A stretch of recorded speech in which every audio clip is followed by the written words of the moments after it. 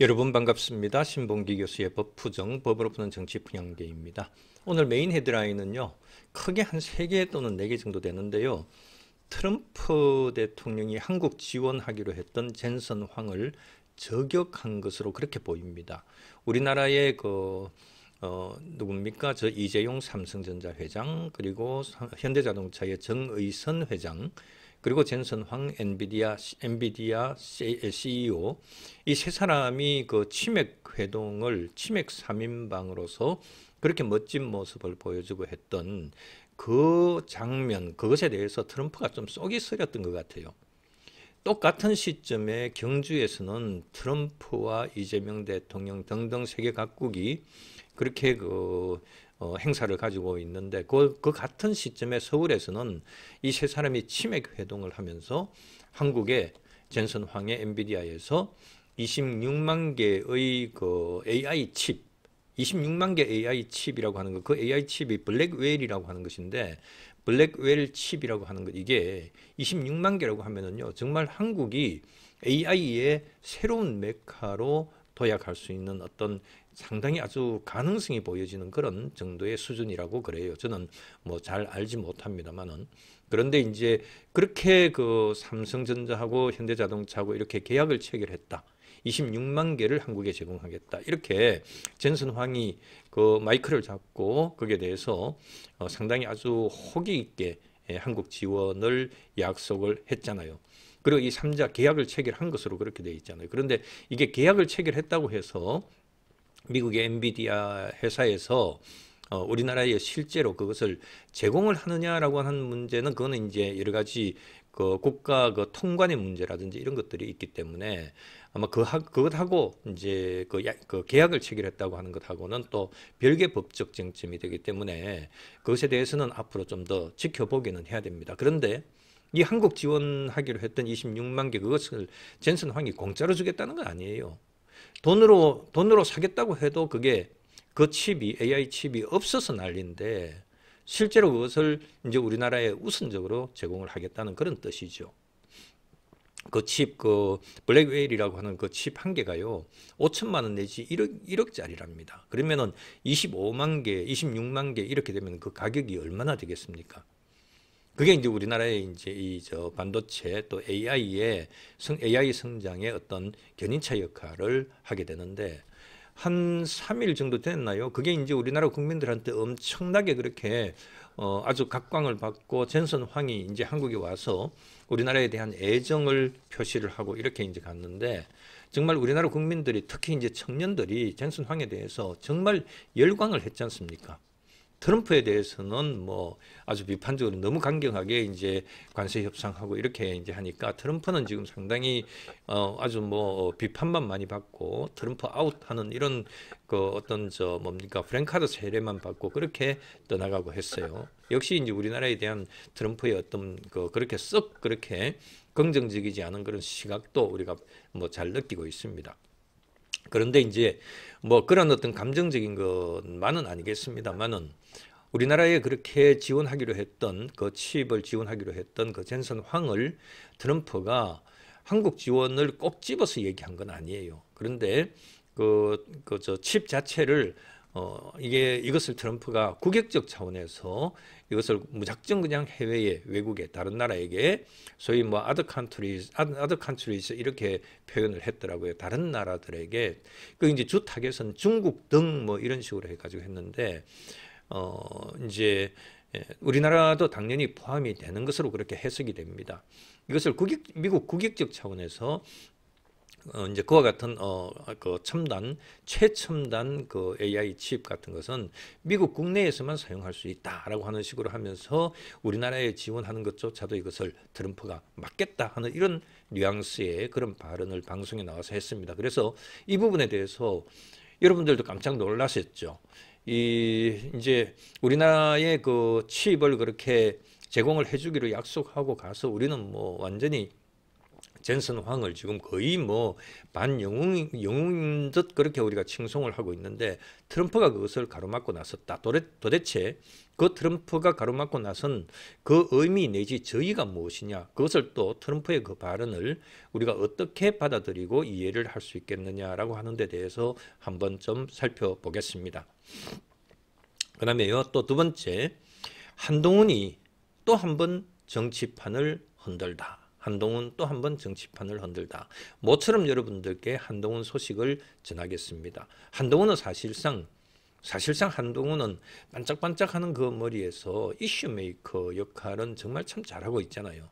지금 최근에 더더욱이 쿠팡의 야간 배송이라든지 이런 것들 가지고도 이슈화 시켰고, 또 이번에 이제 이재명 대통령이 국정안정법, 즉 이재명 재판중지법을 강행을 하려고 했는데, 그것을 이재명 재판중지법, 그게 1인 특혜 법률, 즉 형사소송법 개정안이에요. 형사소송법 개정안인데 그 안에다가 이재명 대통령 1인에 대해서는 재판 중지된다, 대통령 취임하면은 재판 중지된다 하는 이 규정을 새로 신설하겠다라고 하는, 새로 삽입하겠다는 그런 취지의 이재명 재판중지법, 그것을 명칭 자체가 너무나 그렇게 부정적인 뉘앙스를 가지고 오니까 그것에 대해서 국정안정법으로 이렇게 바꾸겠다 하는 그 부분에 있어서 한동훈도 역시 상당히 아주 시니컬하게 비판을 했습니다. 이제 그렇게 해서 한동훈이 또 주목을 받고, 쿠팡 야간 배송 문제에 대해서 또 주목을 받고, 이렇게 하다가 어제는 드디어 한번 터뜨렸어요. 한번 터뜨렸어요. 뭘 터뜨렸느냐?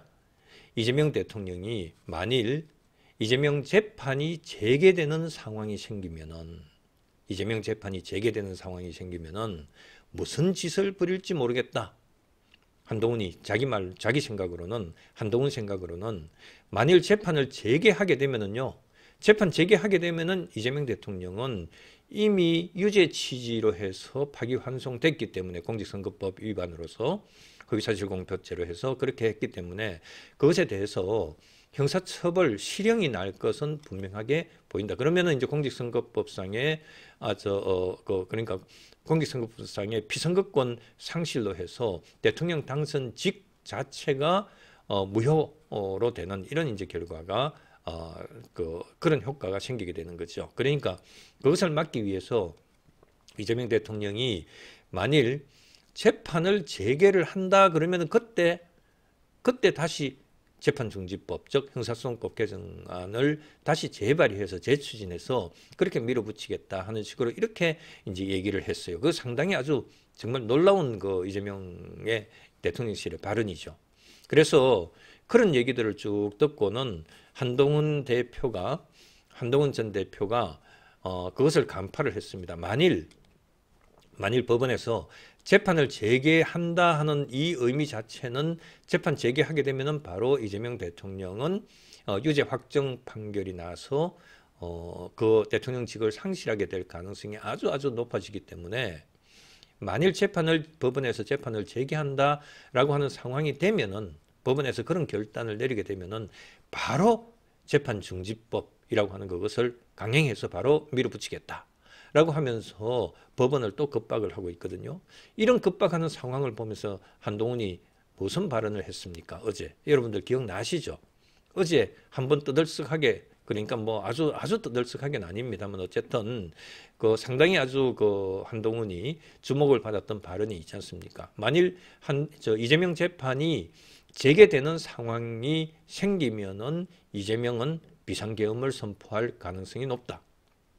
이제 이렇게 이 발언을 이제 딱 하니까 완전히 지금 민주당에서 난리가 났어요.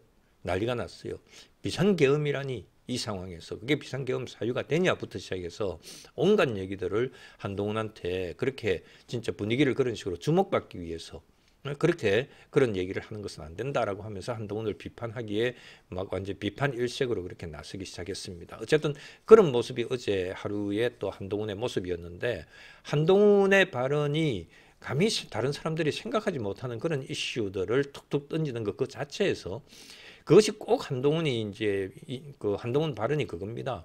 이재명 대통령이 실제로 그런 상황이 됐을 때 실제로 비상계엄을 선포하느냐라고 하는 그 부분에 있어서는 뭐 그 확신하고 뭐 장담하고 그럴 만한 그런 것은 굳이 아니라 하더라도 그럴 가능성이라도 그럴 개연성이라도 있다고 하는 점을 염두에 두고서 한동훈이 그런 이슈 카드를 던졌다고 하는 그 자체로서 한동훈은 또다시 그런 짓을 못하게 사전에 방어하는 방어 기제로서의 역할을 했다. 그래서 그런 점에 있어서는 한동훈은 또 긍정적으로 또 한동훈의 그 발언에 대해서 평가할 수도 있다.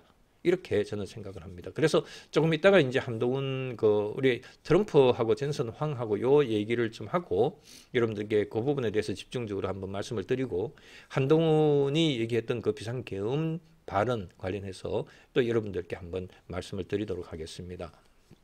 그 다음에요 또 이통이 이제 조금 전에 똑같은 말씀이에요. 이재명 대통령이 재판을 제기하면 그 재판 중지법을 다시 또 강행하겠다. 지금 재판 중지법 자체를 우리는 대통령실에서는 추진하지 않겠다 이렇게 얘기를 했잖아요. 이게 국민들 눈치를 보고 국민들의 그 반발이 두려워서 그것을 중지를 재판 중지법을 자기 재판 중지법을 추진하지 않겠다. 중단하겠다 이런 식으로 얘기한 게 아니라고 하는 것을 우리가 확인을 했습니다. 그래서 그 부분에 대해서 다시 한 번 더 이제 마지막으로 좀 한 번 더 정리를 하도록 하겠습니다. 오늘 마지막 그러니까 꼭지로 해서 여러분들께 말씀을 좀 드리도록 할게요. 자 그제도요 콜드블루님과 신보경님 1일 자율구독료 보내주셨고요. 뭐처럼 이제 위규만님께서 또 커피 한잔 하도록 그렇게 또 그 구독료를 자율구독료를 보내주셨습니다. 진심으로 감사의 말씀을 드립니다. 위규만님 처음인지 아니면 두 번째 정도인지 잘 기억이 안 나는데 처음이신 것 같아요. 앞으로도 좋은 내용에 대해서 이렇게 반응을 좀 해주시면은 감사하겠습니다. 정말 저 지금 목이 따가워서 지금 감기가 지금 오고 있는 중인데 그런데도 여러분들과 함께 오늘 방송을 해드리려고 또 애를 쓰고 있습니다. 여러분들 조금 중간에 제가 좀 이렇게 침을 삼키고 이렇게 하면서 조금 뜸을 들이고 하더라도 양해를 해주시기 바랍니다. 자 이제 트럼프 한국 지원 젠슨 황 저격하다. 이 부분에 대해서 한번 좀 집중적으로 또 말씀을 한번 드려보도록 하겠습니다. 지금 인공지능 시대의 그 심장을 흔들고 있는 하나의 발언, 도널드 트럼프 현재 미국 대통령이 엔비디아의 최신 AI 칩은 미국 기업만 사용해야 된다. 이런 식으로 방송에 나와서 발언을 했어요. 그 발언의 의미가 무엇인지 하는 것을 제대로 한번 여러분들과 말씀 나눠보겠습니다. 그 이름이 그 칩이 엔비디아의 최신 AI 칩이라고 하는 그 자체가 블랙웰이라고 하는 것이거든요. 블랙웰 칩. AI에 있어서 AI 세상에 있어서 인공지능 세상에 있어서 가장 핵심이 되는 엔진 역할을 하는 그런 칩이다. 이렇게 얘기를 할 수 있습니다. 이거 제가 아까 말씀드렸죠. 이게 가격이 뭐 5천만 원 내지 한 1억 원 정도 칩 한 개가 그렇다는 거예요. 그러니까 26만 개를 우리나라에 공급하겠다 하는 것은 결국은 뭐 그 정도 가격으로 해서 팔아넘기겠다는 것인데도 불구하고 이게 서로 이것을 사기 위해서 세계 각국에서 이거 사려고 엔비디아에다가 손을 내밀고 지금 있는 상황인데 돈을 막 그냥 짊어지고 가서 그렇게 사려고 하는데도 지금 상품이 없어서 그렇게 제공을 못 해주는 그런 지금 상황인데 우리나라에 먼저 그렇게 26만 개를 제공해 주겠다라고 하는 그 자체가 정말 대단한 것이었죠. 그래서 우리는 진짜 열광을 했지 않습니까? 그 세 사람의 치맥 회동에 대해서 열광을 했었잖아요. 그래서 어쨌든 이번 트럼프하고 또 젠슨 황과의 사이에 있어서 이 논란의 중심에는 바로 방금 말씀드렸던 블랙웰이라고 하는 그 칩이 있습니다. 엔비디아가 2024년도 작년에 공개했던 바로 이 반도체는 현재 전 세계에서 가장 강력한 인공지능용 AI용 GPU를 그래픽 처리 장치라고 이렇게 얘기를 해요. 그냥 뭐 GPU 이렇게 우리가 말을 많이 쓰는데 하나의 그 AI 연산에 있어서 엔진이라고 AI 엔진이라고 이렇게 칭할 정도로 그렇게 아주 중요한 정말 첨단 그 AI 칩이라고 이렇게 평가를 받고 있습니다. 그래서 다른 나라에 비해서 뭐 지금 뭐 중국에서 개발한다든지 인도에서 개발한다든지 이런 것보다도 아마 기술적으로 이제 트럼프가 좀 이 과장이 심하잖아요. 트럼프 말을 빌자면은 기술적으로 이게 다른 나라들에 비해서 한 10년 정도 앞선 칩이다. 이런 식으로 얘기를 할 정도로 정말 최첨단 그런 칩이라고 해요. 저는 뭐 잘 모릅니다만 어떻든 여러분들 그렇게 제가 소개를 하고 있는 그런 글들을 제가 보고 했기 때문에 여러분들께 그렇게 전해드리는 겁니다. 블랙웰 칩은 그 이전 세대, 그 2024년 이전까만 하더라도 호프라고 하는 것이 이제 칩이었는데 그 호프보다 연산 능력이 2배 내지 4배 이상 향상이 된 그런 칩이다. 그리고 초거대 AI 모델 학습, 또 자율주행. 그러니까 이제 현대자동차의 정의선 회장도 여기에 완전히 젠슨 황에 완전히 진짜 하트를 뿅뿅 날리는 그런 지금 모습을 보이지 않을 수가 없죠, 그죠? 또 생성형 AI 서비스, 이게 이제 챗GPT라든지 이런 것들, 뭐 그록이라든지 또 퍼플렉시티라든지 등등, 뭐 제미나이 등등, 여기에 모두 다 가장 기본이 되는 그런 칩이라고 해요. 정말 대단하죠. 그런 젠슨 황이 지금 우리나라에서 그렇게 멋진 모습을 보여주고 갔다는 게 정말 저는 뿌듯합니다. 정말. 제가 작년 2024년도에는 엔비디아가 시가총액 세계 8위로 이렇게 돼 있는 정보를 제가 봤는데 어제 다시 제가 한번 확인을 해보니까요. 시가총액 1위더라고요. 전 세계 1위. 독일보다도 지금 뭐 더 크다고 생산 시가총액이 더 독일이라고 하는 나라보다도 더 가격이 더 크다 뭐 이런 식으로 지금 평가되고 할 정도입니다. 대단하죠. 그리고 이 블랙웰 칩이라고 하는 것은 AI 서버 구축 비용 전력 효율성이 되게 높고 병렬 연산 성능이 압도적이어서 AI 서버 구축 비용을 획기적으로 줄일 수 있다고 그렇게 해요. 이 때문에 전 세계 기업들이 이 칩을 확보하기 위해서 경쟁을 하고 있다고 합니다. 우리나라도 대단히 지금 막 완전히 이거 살려고 용을 쓰고 있었는데 어쨌든 이번에 정말 좋은 성과가 있었죠. 삼성, LG, 네이버, 카카오 등등 우리나라의 국내 주요 기업이 한국 정부와 함께 나서서 엔비디아와 협력 계약을 체결해서 블랙웰 칩 26만 장을 공급받기로 그렇게 했다고 발표를 했죠. 그래서 이것은 한국이 본격적으로 AI 강국으로 도약하기 위한 결정적인 그런 기반이었다. 이렇게 평가를 할 수가 있습니다. 그런데 불과 며칠도 지나지 않아서 트럼프 대통령이 이런 얘기를 했습니다. 엔비디아의 블랙웰 칩은 미국 기업들만 써야 된다. 다른 나라에는 주지 않겠다. 엔비디아의 블랙웰 칩은 미국 기업들만 써야 한다. 다른 나라에는 못 주겠다. 이런 식으로 얘기를 했어요. 이 한마디가 완전히 전 세계를 완전히 뒤흔들어 버렸습니다. 트럼프는 그 이후로 미국의 기술 우위와 안보를 지키기 위해서라고 그렇게 얘기를 했지만은 결국은 기술 우위도 좋고 미국의 안보 수호도 좋고 하지만은 실질적인 속셈은 그거죠. 미국 우선주의, 아메리카 퍼스트라고 하는 그 미국 우선주의의 부활을 의미하는 것이다. 지금 트럼프가 모든 것을 지금 그런 식으로 미국 우월주의, 미국 우선주의라고 하는 거기에 초점을 맞춰서 이번 관세 협상 파동도 바로 그런 액션을 취해 왔던 것 아닙니까?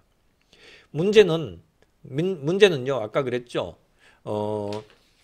아까 그렇게 했지 않습니까? 엔비디아의 블랙웰 칩은 미국 기업들만 써야 한다. 다른 나라에는 주지 않겠다. 여기서 말하는 이 다른 나라, other countries라고 하는 이 다른 나라에 우리나라도 한국도 포함될 가능성이 높다는 것입니다. 트럼프는 과거에도 동맹국을 적은 아닌데 적처럼 이렇게 동맹국을 다루어왔던 이런 일들이 허다하지 않습니까? 트럼프는. 우리나라를 향해서만 하더라도 한미 FTA 재협상하겠다, 주한미군 방위비 협상하겠다, 막 어마어마하게 방위비를 몇 배를 요구를 하는 이런 지금 상황까지 이르렀잖아요. 아마 박근혜 정부, 이명박 정부 때만 하더라도 주한미군 주둔비가 1억 달러인가 뭐 이렇게 됐는데 이게 지금은 아마 10억 달러인가 이렇게 지금 돼 있을 거예요. 10억 달러 이상으로 아마 돼 있는 것으로 그렇게 알고 있습니다. 그러니까 이제 트럼프 방식이 그거죠. 모두 다 압박하고 한편에서는 압박하고 한편으로는 흥정하는 이런 방식. 그게 압박과 흥정의 방식, 이게 장사꾼의 방식이죠. 그죠? 장사꾼의 거래의 방식이죠. 이게 딱 거래하는 기업인 출신의 트럼프가 정치에서도, 세계 정치에서도 이런 짓을 하고 있다. 바로 한미 FTA 재협상이니 뭐 등등 이런 식으로 했던 그것이 바로 이번에는 AI 칩, 아까 뭡니까? 블랙웰 칩이라고 하는 여기에도 바로 이제 트럼프가 끼어들어서 이 AI 칩 공급하는 데 있어서도 다른 나라, 특히 이제 우리나라를 포함할 가능성이 높은 이런 상황까지 지금 이르러 있다. 이렇게 지금 봅니다. 그런데 이제 우리가 궁금한 거는 트럼프가 얘기했던 바로 이 발언에서요. 한국을 직접 겨냥한 것이 맞냐라고 하는 부분에 있어서 우리는 고민을 좀 할 필요가 있습니다. 왜냐하면요. 중국 등 아더칸트리즈 이랬잖아요. 그러니까 중국을 주 타겟으로 한 것인지 아니면은 또 AI의 성장 가능성이 높은 우리나라 대한민국이라고 하는 것, 또 일본이라고 하는 나라들 이렇게 해서 이것을 포함해서 얘기를 한 것인지 하는 것에 있어서는 그것에 있어서는 트럼프가 명시적으로 밝히진 않았습니다. 그런데 다른 나라라고 하는 이 표현에서 사실은 우리나라도 다 포함되는 것 아니냐 그렇게 지금 보여져요. 전문가들은 이제 그렇게 그 발언에서 이렇게 분석을 하더라고요. 트럼프가 한국을 명시적으로 언급하지는 않았다라고 그렇게 지적을 하지만 한편으로는 이제 전문가들이 분석을 하기를 중국과 적성국을 견제하겠다는 이런 맥락에서 나온 것이다. 그래서 한국을 대놓고 직설적으로 한국을 배제하겠다라고 하는 이런 중국이나 이런 쪽하고 한 묶음으로 해서 공급 대상에서 배제하겠다라고 하는 이런 식으로 말한 것은 아니다. 이렇게 전문가들은 평가를 하긴 하는 것 같아요. 그런데 중요한 것은 결과적으로 한국도 그 통제망 안에 다른 나라들이라고 하는 미국이 아닌 다른 나라들이라고 하는 그 다른 나라에는 포함이 된다는 얘기예요. 일단은. 그래서 엔비디아의 블랙웰 칩에 대한 수출은 미국에서 블랙웰 칩을 수출을 할 때 미국에서 이거는 아까 얘기했죠. 미국 기술 우위, 미국 안보 수호 이거 목적으로 이렇게 하게 되면은요. 미국 정부에서 수출 허가 제도에 의해서 관리되는 그런 품목이라는 거죠. 미국에서 수출 허가 제도라고 하는 것을 무슨 위원회라고 하는 게 있어서 수출 허가 제도가 있는데 거기에서 엔비디아에서 주겠다고 해서 그냥 줘지는 게 아니고 그것이 미국 그 위원회에서 수출 허가로 해서 수출 허가를 받아야지 우리나라의 26만 개도 제공이 될 수 있다는 거예요. 그렇기 때문에 미국 행정부의 정책 기조가 만일 바뀌게 되면은요, 한국과의 계약이 이미 아까 정의선 현대자동차, 그 다음에 이재용 삼성전자 이런 쪽하고 계약을 체결을 했다 하더라도 공급에 대한 지연, 또 축소, 공급 범위, 공급 양에 있어서 축소, 또 미국에서 또 그 공급에 대한 재승인 절차 이런 것들을 가지고서 트럼프가 브레이크를 걸 가능성이 있다는 거죠. 그것을 이제 헤쳐나가야 됩니다. 우리나라에서는. 그죠? 그래서 정치 상황 하나로 산업 전체가 흔들릴 수 있는 그런 어떤 구조적 위험이 존재한다는 겁니다. 예를 들면 우리나라가 미국과의 관계에 있어서 지금 관세 협상을 하고 대미 투자하는 이런 관계, 이런 것들이 삐걱거리면은 엔비디아의 바로 이와 같은 블랙웰 칩 공급하는 거 이런 데서도 미국에서는 브레이크를 걸 거라는 거예요. 그러니까 이것을 모두 다 트럼프는 장사꾼 속셈으로 이것을 모두 다 밀어붙이고 있다. 이렇게 본다면은 그것이 그렇게 보고 접근을 할 필요가 있다는 거예요. 그래서 많은 언론이 우리나라 언론도 마찬가지고 미국에서 언론도 한국이 직접 타깃은 아니지만 트럼프의 기술 패권 노선 속에서 실질적인 피해 대상 국가가 될 수도 있다. 이렇게 평가를 하는 겁니다. 그것 때문에. 그러니까 관세 협상, 그다음에 대미 투자 협상 뭐 이런 것들에 있어서 삐걱거리면 우리나라 이 엔비디아의 블랙웰 칩 공급하는 것도 역시 삐걱거릴 수 있다. 원만하게 이루어지지 않을 수 있다. 그러니까 우리나라가 지금 한국이 트럼프한테 구조적인 덫에 걸려 있다. 이렇게 우리 한국의 처지를 평가를 하더라고요, 전문가들이.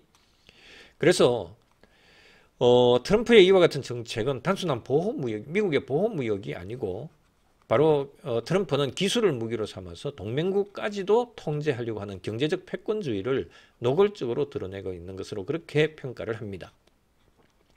AI 반도체, 아까 블랙웰 칩이라고 하는 이와 같은 것들은 단순한 부품이 아니죠. 단순한 부품이 아니라고 봐요. 이거는 진짜 어마어마한 그런 국가 경쟁력을 의미하는 것입니다. 지금은 오늘날 세계는 AI가 국가 경쟁력의 근간이다. 그렇기 때문에 AI 칩을 통제하는 국가가 바로 세계 정보 질서를 주도하게 된다.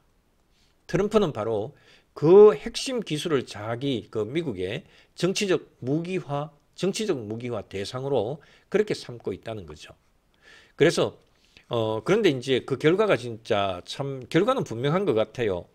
자기 지난번에 1차 임기하고 두 번째 이제 바이든한테 넘겨주기 전에 그 1차 임기 때 자기가 트럼프가 벌였던 미중 무역 전쟁의 후유증처럼 이번에도 만일 이제 트럼프가 이와 같이 나가게 되면은 또 관세 협정으로 해가지고 지금 안 그래도 각국으로부터 트럼프가 진짜 완전히 국제 깡패 소리를 들을 정도로 그렇게 지금 돼 있는 상황에서 이번에 또 AI 칩조차도 이런 식으로 처리를 한다면은 이번에도 또 글로벌 공급망이 흔들리고 AI 산업 전체의 성장 동력이 이제 각국에 있어서 위축이 될 거라고 그렇게 평가를 받고 있어요. 그런데 이렇게 했을 때 이게 우리나라와 같이 또 중국이나 이런 쪽 같이 AI 칩을 그러니까 블랙웰 칩을 필요로 하는 나라들만 성장 동력이 위축되는 것이 아니라 미국 자신에게도 오히려 역풍으로 되돌아올 가능성도 상당히 높다. 이제 만일 이제 뭐 그런 정도로 말씀을 드리고요. 그런데 이제 우리나라가 그러면 어떻게 해야 될 것이냐라고 하는 것을 한번 생각해 봐요. 우리가 어떻게 대응해야 될 것이냐라고 하는 것을 생각해 볼 필요가 있습니다. 외교적 대응을 강화시켜야죠, 당연히. 우리나라 정부는 트럼프 진영과 차기 미 행정부 인사들에게 지금 그러니까 미국 행정부 인사들이죠. 이들과 한국은 단순 구매국이 아닌 핵심 파트너라고 하는 것을 분명히 그렇게 관계 설정을 분명히 할 필요가 있다. 한미동맹이 기술 통제 관계로 전락해서는 안 된다. 기술 이전에 있어서 한국이 미국으로부터 통제받는 그런 나라가 아니라 이것은 기술 동맹 관계로 그렇게 관계로 한미 관계, 한미 AI 관계, 한미 칩 이 반도체라든지 이런 부분에 있어서 우리나라가 그냥 미국 기술을 미국 상품을 사고 팔고 하는 이런 관계로 본다면은 자칫 이거는 비대등 관계가 될 가능성이 있으니까 이것은 우리나라는 미국과의 이런 AI 성장 발전에 있어서 핵심적인 파트너다. 이렇게 관계 설정을 분명하게 미국에다가 보여줄 필요가 있다라고 하는 그런 생각입니다. 그리고 두 번째, 기술 주권의 확보인데요. AI 반도체 또 클라우드나 서버 기술의 국산화를 빨리 서둘러야 되겠죠. 엔비디아 없어도 버틸 수 있는 생태계를 만드는 것이 우리나라에 있어서 장기적인 관점에 있어서 안전판이라고 할 수 있습니다. 그러나 이것에 대해서는 최근에 우리 무슨 AI 장관급 한 사람 자리 만들고 그렇게 했었잖아요. 그들에게 이런 역할을 할 수 있도록 한번 마음껏 이제 기술 개발을 할 수 있도록 그렇게 능력을 발휘할 수 있도록 우리가 적극적으로 밀어줄 필요가 있다 하는 생각이 들어요. 세 번째는 동맹의 대등성 복원이라고 할 수 있습니다. 아까 말씀드렸듯이 미국과 그 이런 AI 칩이라든지 반도체 개발이라든지 이런 것들도 미국과 함께 개발하고 생산하는 그 공동 혁신 파트너라고 하는 것을 미국에게 자꾸 인식을 심어줘야 된다. 그런데 트럼프는 진짜 트럼프는 장사꾼이어서 그런지 일단 자기들이 주도적으로 이렇게 하고 있기 때문에 이런 자기네들이 소위 그 기술 통제를 하고 우리는 거기서 구걸해서 사가지고 가는 이런 관계로 트럼프는 자꾸 우리나라를 지금 바라보고 있거든요. 어쨌든 뭐 트럼프의 이와 같은 행동에 대해서 우리는 어쨌든 우리는 여기에 대해서 배워야 됩니다. 또 자각을 해야 됩니다. 또 미국을 향해서 밝혀야 됩니다. 우리는 기술 식민지가 아니다. 또 한미동맹이라고 하는 것은 대등한 국가 대 국가 간의 관계로서 그렇게 존재할 때 동맹이라고 하는 것은 지속될 수 있다 하는 이 점을 미국에 대해서도 분명하게 이 부분을 심어줄 필요가 있다 이렇게 생각이 들어요. 그래서 진짜 우리나라가 진정한 그 AI 주권 국가로서 그렇게 도약하고 자리매김을 할 수 있도록 그렇게 해주기를 바랍니다. 정말 지금 이 시점에 정말 지혜로운 그런 해법이 필요하다. 지혜로운 전략가가 필요하다 하는 그런 생각이 듭니다. 자, 이제 아까 한동훈 얘기로 좀 한번 넘어가 보도록 할게요. 시간이 좀 많이 갔습니다만은 한동훈 얘기로 좀 말씀을 좀 돌리겠습니다. 한동훈의 그 비상계엄에 대해서 저는 그렇게 생각합니다. 좀 과도한 그런 좀 앞서 나간 발언을 하긴 했지만은 그래도 결코 무의미한 그런 발언은 아니었다. 그렇게 생각이 들어요. 어제 하루 정치권을 뒤흔든 그런 주인공으로서 한동훈이 등장을 했었죠. 한동훈은 최근에 인터뷰에서 이재명 대통령이 자신의 재판을 막기 위해서 계엄을 선포할 수도 있다고 이렇게 한동훈이 이제 그렇게 발언을 했습니다. 그 발언이 공개되자 어제만 하더라도 여야가 일제히 완전히 들끓었습니다. 언론은 하루 종일 한동훈의 귀환이라고 하는 이런 제목을 달다시피 하면서 그렇게 한동훈에 대해서 다루었습니다. 그런데 상당히 흥미로운 것은요. 한동훈의 이 발언이 단순한 정치적 공세로만 보기 어렵다는 점입니다. 최근에 그 곽종건 특전사령관입니까? 그 곽종건 씨의 그 법정 정언에서 윤석열 전 대통령이 한동훈을 총으로 쏴 죽이더라도 잡으라고 했다는 이런 폭탄 발언이 나오면서 한동훈은 다시 여론의 중심에 서게 됐습니다. 물론 이제 이 발언의 진위에 대해서는 다시 따져볼 일입니다. 그 어떠한 근거도 없고 뭐 증거도 없습니다. 그 발언이 나왔을 때 윤석열 대통령은 피식 웃었다 그러죠. 진짜 완전히 그냥 만들어낸 말처럼 이런 식으로 그렇게 반응을 보였다 그랬고, 그 다음에 또 그 윤석열 대통령의 대리인도 역시 곧바로 여기에 대해서 그 입장문을 발표를 하면서 실제로 그렇다면은 증거를 대라. 또 그런 얘기를 할 상황도 아니었다. 라고 하는 식으로 얘기를 하는데 정작 당사자인 한동훈 입장에서는 그럴 수도 있겠다라고 하는 생각을 분명히 할 수도 있죠. 우리도 이제 어제도 제가 이 얘기를 듣고는 어제도 저도 지인하고 얘기를 하면서 상당히 이 부분에 대해서 제 입장을 저도 그분도 그렇고 저도 그렇고 이건 50대 50이다. 윤석열 전 대통령이 했을 수도 있고 안 했을 수도 있다. 이렇게 판단을 했어요. 이 부분은 정말 어느 한쪽으로 해서 그 판단할 그러니까 아니다 해서 강변할 그런 상황은 아닌 것 같았어요. 왜냐하면은요. 우선은 첫째로 그때 그 당시만 하더라도 한동훈 대표가 이 발언을 할 당시만 하더라도 8월 달인가 뭐 그렇다 그러죠. 8월 말인가. 그런데 윤석열 대통령이 발언했던 그 시점이 8월 말인가 그 정도인데 한동훈 대표가 8월 초중순 정도에 그런 말을 윤 대통령한테 만났을 때 그랬다 그러죠. 제발 김건희 여사 제발 좀 단속 좀 시키라. 그래 안 하면 큰일 난다 하는 얘기를 윤 대통령한테 얘기를 하고 그것이 또 김건희 여사한테 전달이 되면서 김건희 여사가 한동훈에 대해서 극도의 완전히 그 한동훈에 대한 거부감 완전히 드러내야 되겠다. 한동훈 완전히 제껴내야 되겠다라고 하는 이런 이제 극도의 반감을 가졌다고 하는 그런 타이밍, 그런 시기였어요. 그렇기 때문에 이제 그런 얘기를 했을 수도 있다.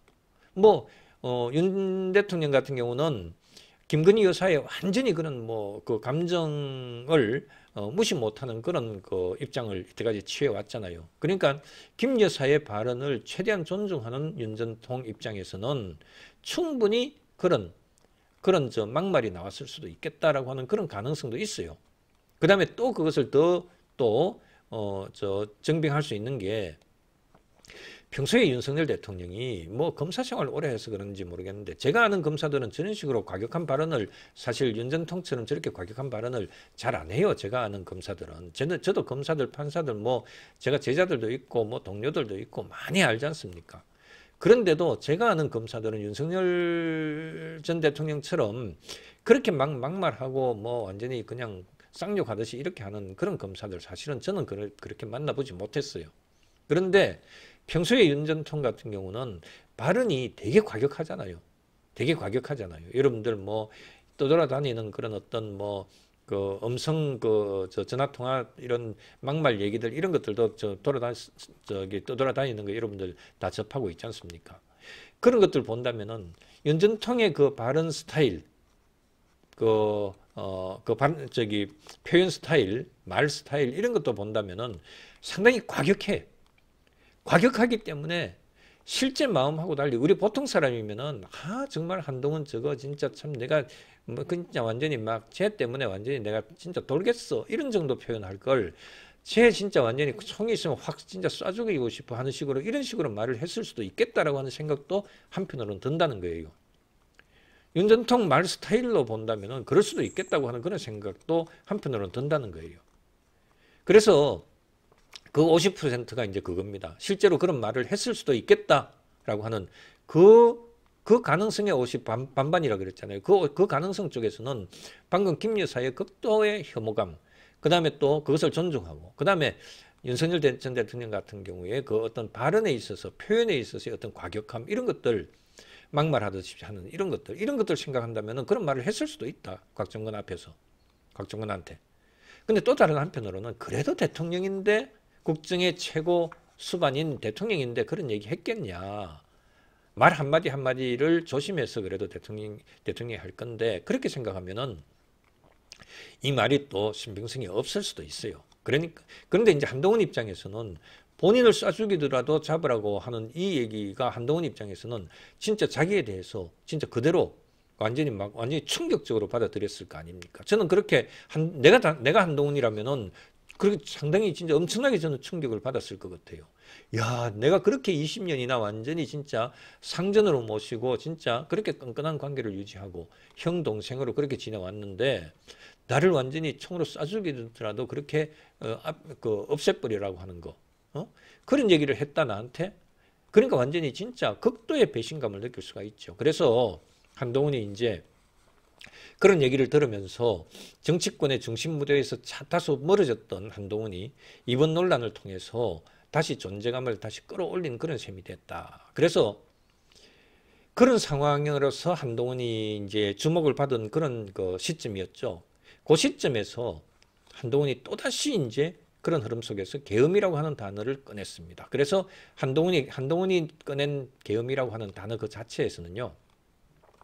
한동훈의 계엄 발언이 단순히 자극적인 언어가 아니라 스스로의 정치적 위치를 되살리려고 하는 의도, 그리고 헌정 질서의 위험에 대한 메시지라고 하는 두 가지 어떤 그 의미가 공존한다고 그렇게 봐야 된다고 생각합니다.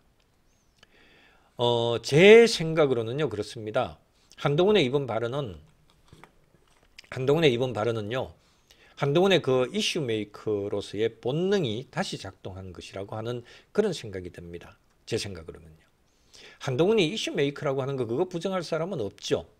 다만 이제 지금 현재 이 상황에 대해서 윤석열 대통령 탄핵으로 해서 대통령직을 상실하게 만드는, 쫓겨나게 만드는 그 주범이다라고 하는 이런 어떤 것 때문에 한동훈에 대한 반감이 완전히 완전히 막 충만해 있는 그런 상황이지, 실제 한동훈이 반짝반짝하고 이렇게 하는 그 이슈 메이커라고 하는 부분에 있어서는 그것을 아마 부정할 수는 없을 겁니다.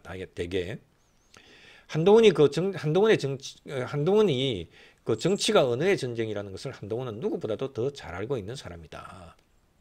상대의 의도와 가능성을 극단적 상징으로서 제시를 함으로써 국민의 경각심을 자극하는 그런 방식이라고 볼 수 있습니다. 계엄이라고 하는 단어도 역시 마찬가지입니다. 계엄이라고 하는 단어가 그 자체로서 아주 무거운 정치적 기억을 불러일으키는 만큼 윤석열 대통령의 비상계엄이라고 하는 겁니다. 거기에 대해서 여론은 즉각 반응했고 또 그의 발언은 하루 만에 완전히 정치 담론의 중심에 서게 됐습니다. 그런데 동시에 이 발언이요. 자라보고 놀란 가슴 소뚜껑 보고 놀란다라고 하는 이런 속담을 떠올리게 만듭니다. 윤석열 정부 시절의 비상계엄 논란, 즉 그 군사 권력 동원 가능성에 대한 국민적 불안이 완전히 사그라들지도 않은 그런 상황에서 한동훈이 그 기억을 바로 이재명 정부에다가 투사를 한 거예요. 당신도 윤석열이가 될 수가 있다 라고 하는 식으로 그런 식으로 탁 해준 거예요. 이재명 재판이 재개되면은 이재명 대통령직에서 날아간다. 그러니까 그런 상황이 되면은 바로 비상계엄 선포할 거다. 충분히 그럴 수 있지 않겠느냐라고 하는 식으로 완전히 좀 너무 좀 앞서 나간 듯한 이런 그 생각도 들지만은 그래도 그것으로 해가지고 국민들로부터 경각심을 불러일으키는 그런 의미는 충분히 있었다. 그래서 윤석열이 그랬으니 이재명도 가능성이 있다는 그런 논리구조 속에서 실제 그렇게 할 가능성이라고 하는 것보다는 정치적인 상징이 더 크게 작동한 것이라고 봅니다. 그런데도 이 발언을 가볍게 넘길 일만은 아니라고 생각이 들어요. 이재명 대통령은 여전히 사법적 리스크를 안고 있죠. 재판이 다시 본격화될 경우 정치적 위기를 돌파하기 위해서 어떤 형태로든 어떤 방법으로든 비상대권을 검토할 가능성을 완전히 배제할 수는 없을 겁니다. 그래서 지금 시점에서 그것을 구체적으로 예상하는 것은 너무 앞서 나간 그런 면이 될 겁니다. 그런데 그럼에도 불구하고 헌법상의 비상대권 조항은 언제든 정치 권력의 위기관리 도구로 악용될 그런 가능성이 있는 잠재력을 갖고 있기 때문에 이를 경계하는 경종을 울리는 발언으로서 그렇게 한동훈의 발언은 한동훈의 이재명이 계엄 선포할 수도 있다라고 하는 그런 그 의미를 그런 국민들에 대한 그 경각심을 불러일으키는 경종으로서의 의미는 분명히 존재한다. 그것을 부정할 수는 없다. 그렇게 생각을 합니다. 따라서 이번 한동훈의 발언은요. 비판받을 만큼의 어떤 과장도 있지만은 또 한편으로는요. 국가 권력의 비상대권 조항이 얼마나 위험하게 쓰여질 수 있는지에 대해서 다시 생각하게 만드는 계기가 되기도 합니다. 그의 표현은 다소 좀 앞서 나가기도 했지만은 메시지의 핵심은요. 사법적 위기 앞에서 권력이 헌법의 절차를 넘어설 수 있다면 우리는 대비해야 된다. 미리 대비해야 된다. 이런 우리 메시지를 우리에게 던져주는 것입니다. 그래서 한동훈은 여전히 이슈의 중심에 서 있는 그런 정치인이다. 한동훈의 그 발언 한마디는 단순한 언론 플레이가 아니라 법과 권력의 경계선을 다시 묻는 화두로 작용하고 있다고 하겠습니다. 우리는 한동훈이 던진 계엄이라고 하는 단어 속에서요. 헌법적인 절차와 권력의 긴장관계 그리고 법치주의를 지키려는 국민의 감각이 여전히 살아있다고 하는 이런 점을 인식을 하게 됩니다. 결국 이번 한동훈의 발언은 다소 지나치게 좀 앞서 나갔을 수는 있지만 우리 국민들로 하여금 비상대권 권력 발동에 대한 경계심이라고 하는 측면에서는 분명히 우리 국민들에게 정신을 번쩍 차리게 만든 경종을 울린 사건으로 그렇게 자리매김을 하게 될 것이라고 그렇게 봅니다. 자, 그 다음에 또 하나는요, 여러분들 간단하게 제가 좀 말씀드리고 싶은 것인데요. 어제 대통령이 국회의 국정감사 거의 이제 마무리 단계고, 그래서 국회에 시정연설을 하러 나갔지 않습니까? 그런데 국민의힘은 전원 보이콧을 했어요. 이 과정에 있어서 또 한번 생각을 해보겠습니다. 야당을 존중하는 대통령, 그것이 바로 진짜 법치의 시작이라고 하는 이런 관점에서 이재명 대통령에 대해서 한번 좀 제가 얘기를 하고자 합니다. 민주당은 뭐 지금 완전히 야당을 진짜 어떤 카운트파트로도 생각을 하지 않고 여전히 정청래가 민주당은 국힘은 인간으로 안 본다라고 하는 그런 시각을 지금도 여전히 가지고 있기 때문에 이제 아마 뭐 추경호 그 전 원내대표까지 그 구속영장 청구를 하고 하는 이런 지금 상황에 이르러 가지고 있으니까 이것이 이제 차곡차곡 지금 쌓이게 되면은요, 조만간에 진짜 그야말로 국민의힘 정당 해산 청구, 그거 여전히 지금 아직까지 살아있는 카드입니다. 그것을 이제 국정감사 끝나고 나면은 바로 그 카드를 또 꺼낼 가능성이 있어요. 그러니까 야당을 존중하는 대통령, 그게 법치의 시작이라고 하는 그 점에 있어서 제가 좀 여러분들께 좀 말씀을 드리고자 합니다. 이재명 대통령이 시정연설에 나갔지만 국힘의원 자리에는 그 국힘의원 전원이 자리를 비우고 연설장을 떠났죠. 그러면서 정권이 사법 절차를 정치보복의 수단으로 삼고 있다. 정당한 정치인을 부당하게 구속하려고 한다. 이것이 바로 여당의 판단이었고 그 표현 방식이 바로 보이콧이었다. 야당의 판단이죠. 국힘의 판단이었죠. 그래서 보이콧 방식으로 해서 이렇게 이재명 대통령의 시정연설 자리를 박차고 나가는 것으로 자신들의 뜻을 이재명 대통령에게 보여줬다. 그런데 헌법 절차상으로 보면은 그렇게 썩 바람직한 모습은 아닙니다. 그런데 현재 뭐 누구예요? 추경호 원내대표, 전 원내대표에 대해서 구속영장 청구하고 하는 발부는 아직 아니죠. 구속영장 청구하고 하는 이런 과정을 지켜보면서 국힘으로서는 충분히 그렇게 할 수 있는 그런 태도다. 그렇게 봅니다. 그런데 이제 이재명 대통령이 진정으로 국민 통합을 바란다면은요.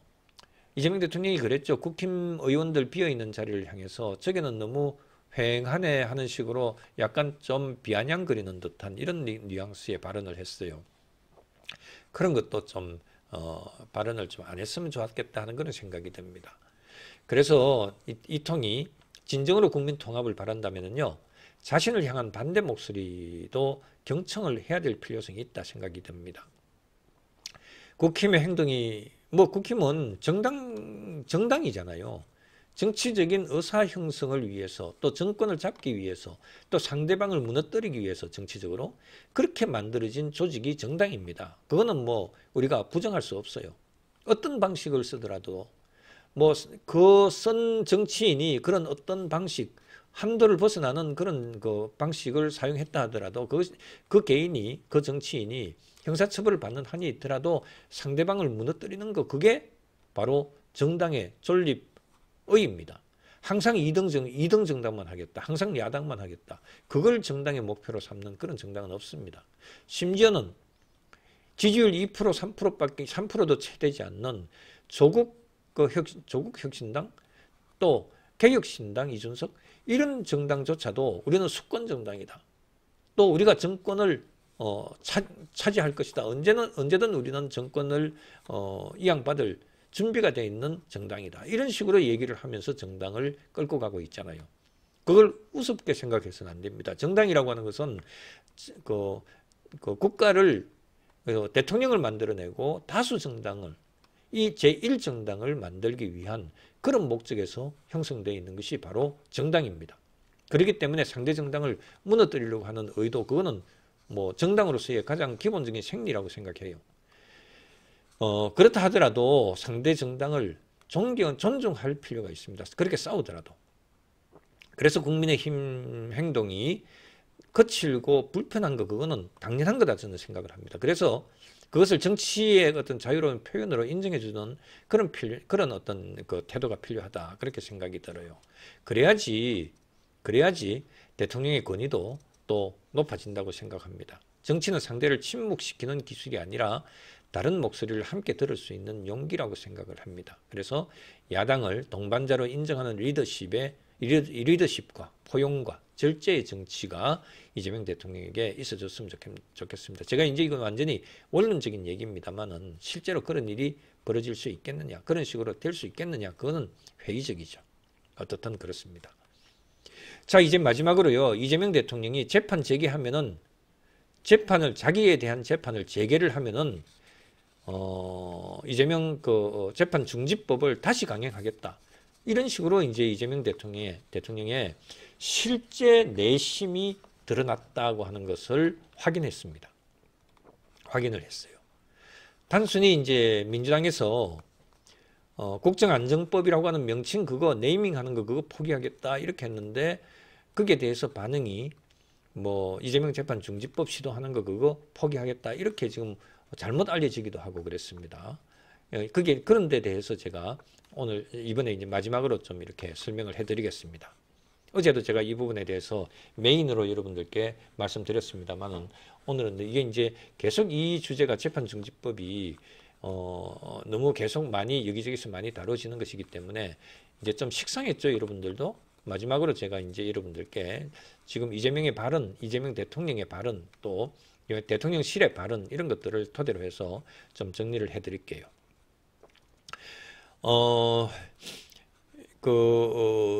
며칠 전에 민주당이 국정안정법이라는 이름은 더는 쓰지 않겠다 이렇게 발표를 했는데 언론에서는 드디어 물러섰다. 민심에 굴복했다. 이렇게 표현을 했어요. 그런데 저는 그렇게 생각을 안 했죠. 여러분들께 바로 그 발언이 나오자 제가 바로 그 법부정에서 그런 얘기 했지 않습니까? 민심에 대한 굴복이 아니다. 명칭만 포기했을 뿐 이재명 그 재판 중지법은 그대로 살아있다. 국정안정법으로 이름을 바꾸겠다라고 하는 거 그걸 포기한 것이지 재판 중지법이라고 하는 거 그거는 포기한 적이 없다. 그거는 확실합니다. 그래서 제가 민주당에 대해서 그대로 그렇게 입장을 유지하고 있다고 그렇게 제가 평가를 했어요. 국민 여론에 겁먹은 흔적조차 없어요. 민주당에서는. 그래서 어제 또 발언했던 대통령실의 발언으로는 실제로 완전히 그것이 아니라고 하는 사실을 또 확인을 했습니다. 제가 지난주부터 계속 경고를 해왔던 모든 예측이 정확히 그대로 맞아떨어졌다. 저는 그렇게 자부합니다. 자, 이 과정을 한번 다시 기억을 한번 되새겨 보세요. 민주당은 처음에 재판중지법, 이재명 재판중지법을 국정안정법으로 바꿔서 추진하겠다고 그렇게 했었죠. 국정을 안정시키겠다는 그럴듯한 명분을 내세웠습니다. 그런데 비판 여론이 커지자 하루 만에 국정안정법 추진은 하지 않겠다 이렇게 말을 바꿨어요. 그런데 이것은 언뜻 보면은 한 발 물러선 듯하지만 실제로는 법안의 이름만 바꿔서 포장하려다가 포장을 포기한 것일 뿐 재판을 멈추겠다는 본래 의도는 전혀 철회되지 않았다는 거죠. 그래서 그들은 국민 눈치를 보는 것이 아니라 사법부의 움직임을 개선하고 있었던 겁니다. 이재명 대통령 본인의 재판이 다소 속도를 내는 순간에 이 법을 다시 꺼내들 준비가 되어 있는 겁니다. 재판이 재개되면 그때 다시 제정하겠다는 이런 암묵적 경고를 남긴 것이죠. 이것은 단순히 정치적인 유불리의 어떤 문제가 아니고 사법부를 향한 직접적인 위협이자 압박행위다. 말 그대로 법원에 대해서 이렇게도 저렇게도 움직이지 말라, 아무것도 하지 마라 하는 이 말과 같습니다. 이재명에 대해서는 아무것도 하지 마라. 아무것도 하지 마라. 그래서 저는 이것을 사법부를 희롱하고 있다. 사법 통제적 차원에서 사법부를 희롱하고 있다. 이렇게 저는 평가를 하고 있습니다. 민주당은 국민의 반발을 진심으로 두려워한 적도 없습니다. 단지 지금은 여론의 파도가 거세니까 잠시 숨고르기를 하고 있을 뿐이지 본질적인 목표, 즉 이재명 대통령 재판의 중지라고 하는 본질적인 목표는 여전히 그대로 유지하고 있다는 거죠. 그들의 정치적 계산은 언제나 타이밍, 즉 시기의 문제였지 원칙을 포기하느냐 마느냐 하는 그런 문제는 아니었다는 거죠. 그래서 지금은 재판중지법 또 국정안정법 이런 식으로 지금 밀어붙이는 거, 이재명 재판은 더 이상 못하게 하는 것, 이것을 그런 법을 추진하는 것을 포기하겠다라고 하는 것이 아니라 잠정 보류하고 있다. 압박 단계로는 여전히 유지하고 있는 것이다. 이렇게 봅니다.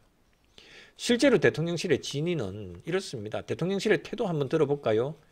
그들은 재판중지법 필요 없다 그랬어요. 그 다음에 또 국정안정법 그런 거 필요 없다 그랬습니다. 대통령실에서. 그 말을 듣고 엊그제만 하더라도 많은 분들이 그래도 대통령실은 좀 상식적이네, 민주당보다 좀 더 상식적이네 이렇게 생각했을지도 모르겠어요. 그런데 저는 그 당시에도 그렇게 안 봤죠. 그 발언 속에서 대통령실의 그 발언 속에서 오히려 헌법 84조를요.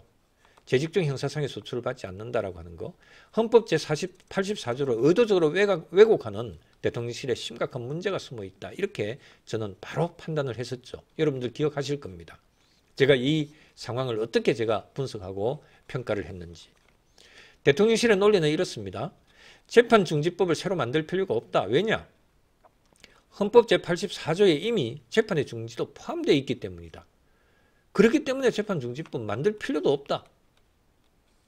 민주당보다 더 앞서 나간 그런 자기 보호 주장이죠.